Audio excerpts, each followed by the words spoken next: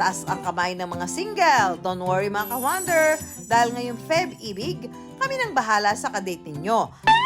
Ang aming pakulo, dating game para sa mga malamig ang Valentine's Day. Hello mga ka-wonder! Welcome sa bago naming segment na Finding the One. Dahil papalapit na ang Valentine's Day, kami na ang bahala sa mga puso niyong nanlalamig. At ang kasama natin ngayon na maghahanap ng kanyang the one ay ang ka-wonder nating si Lyle. Lyle. Maganda, matalino, talented. Lahat ng araw ng qualities ng isang ideal na babae na kay Lyle na. Pero pagdating sa pag-ibig, si Lyle, bokya. Actually, yung friend ko, she signed me up kasi ako na lang single sa aming magkakaibigan. Kaya Gina G rin sila na isali ako dito. And since medyo seryoso na yung buhay ko lately, parang I've decided na sumali na rin to loosen up a little bit and have fun. May mga criteria ka na ba? Ano ba yung mga qualifications ng isang guy na gusto mo? Maging date, maging boyfriend, eventually kung magiging asawa. Of course, gusto po natin ng gentleman, no? Gentleman? Totoo ba yan? Someone gentleman and not ashamed about it. And second, siguro someone who's firm with his principles, like not easily shaken by other people's opinion. And syempre mabait. Oh, yan. syempre. Ano pa? Mahalaga yan. Hello mga ka-wonder, I'm George Anthony F. Magallano. I'm 20 years old. Kung di man ako pipiliin, mamaya pagtanggal ng maskara, sana ako ang iyong pangarin. Hey mga ka-wonders, I'm Archie Delphine from Valenzuela City. Bili ko ba sa math? Math. Medyo, I'm an accountancy student, so... Kasi kahit ano problema pa yan, kaya kong solusyonan yan. Oh, hi mga ka-wonder, I'm Ivan Flores and dahil pag ginulat ba kita, syakin ka na.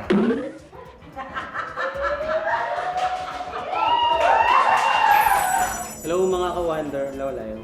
Hello. Pag tinitingnan kita, piling ko nakasakay ako sa aeroplano. Kasi pag dumugaw ako, abot ko na yung langit.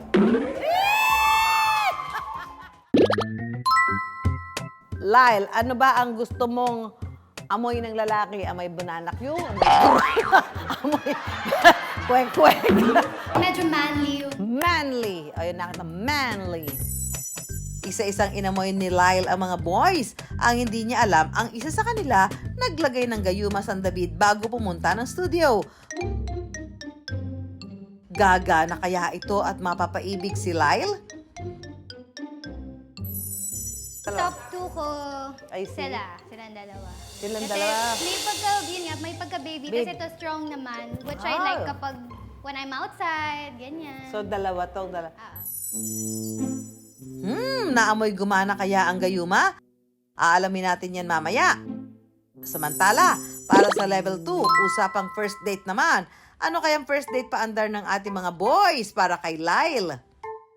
Unahin natin si George. George, Okay, i-date mo George. si Lyle. Saan mo siya dadalhin? Sa gusto niyang pagkainan, like seafood, like sabi niya nga yun. Will you take me to a restaurant? Mga ganun. Or sa Turo-turo, dampa. ganyan. mga ganun. Eat all you can. Tabi ng dagat. Sa tabi daw ng dagat. Ay, at ikaw ang manghuhuli. I like that.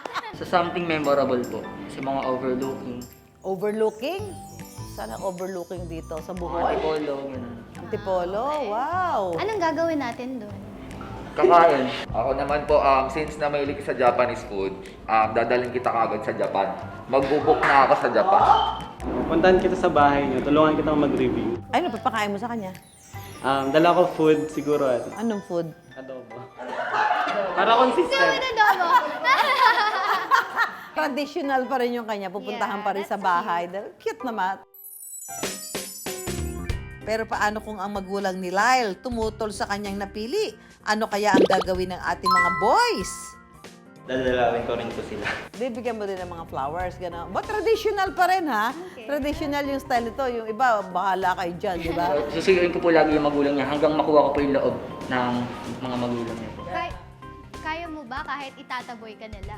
Okay lang, ganun talaga sa una. Sa una lang yan. Okay. Pursigido, ha?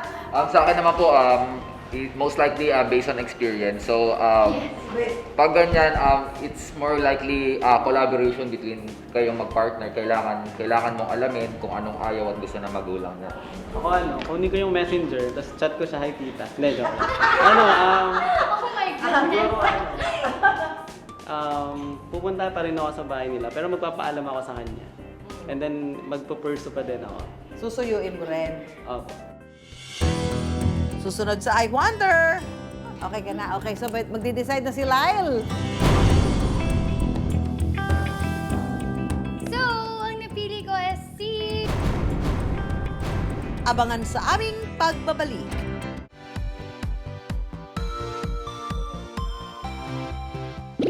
Para tulungan siyang kilatisin ng mga ito, iba't ibang katanungan ang aking binato.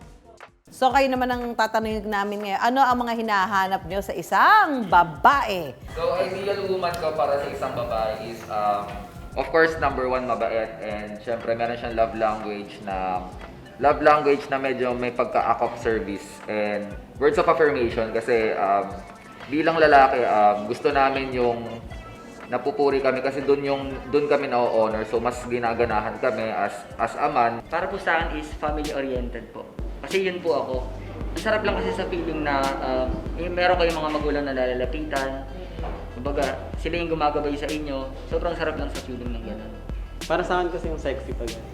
Sensible, yun lang. Yeah. Wala na iba. Para sa akin, mabait ganun, sweet. Tapos, nakakaintindi. Naiintindihan namin yung isa't isa. Samantala, walang kaalam-alam si Lyle na bago magsimula ang dating game kanina, isa sa 4 na boys ang gumamit ng gayuma. Bago pumunta ng studio, nagpahid ng gayuma San David si George sa bandang tainga.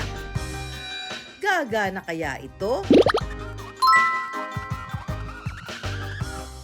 Magde-decide na si Lyle. Papaliwanag mo, Lyle, kung bakit siya ang napili mo. Okay. Okay, so napili ko tong person na to kasi very ano siya. Alam niya kung ano yung sinasabi niya. Hindi lang siya nakikisabay sa kung anong sagot ng iba or ano sa tingin niya yung magugustuhan ko. So, ang napili ko is si... Tan tan tan tan tan tan!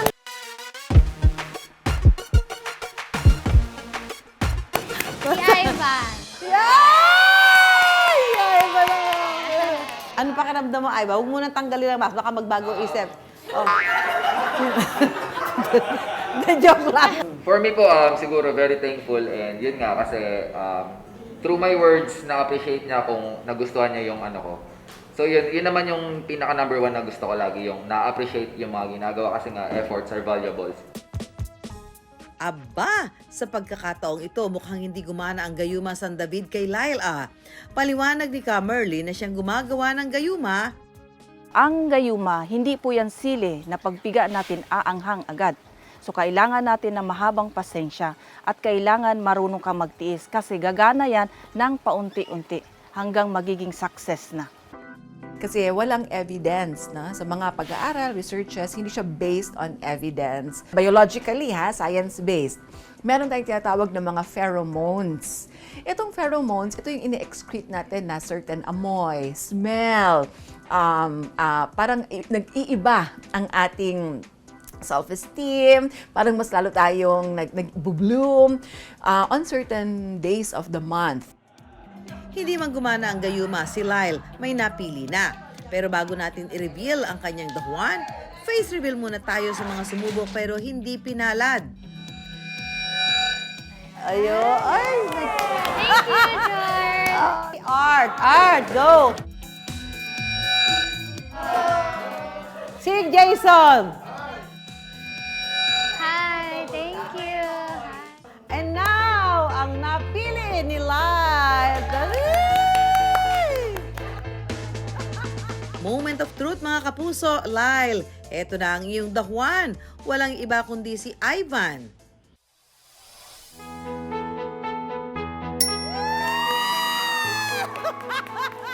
Before, I was diagnosed na meron akong obesity na parang siguro around 95 kilos ang ano ko. Then, nagkaroon kami ng problema regarding doon. Yun, nag-decide ako na mag-workout, magpapayat.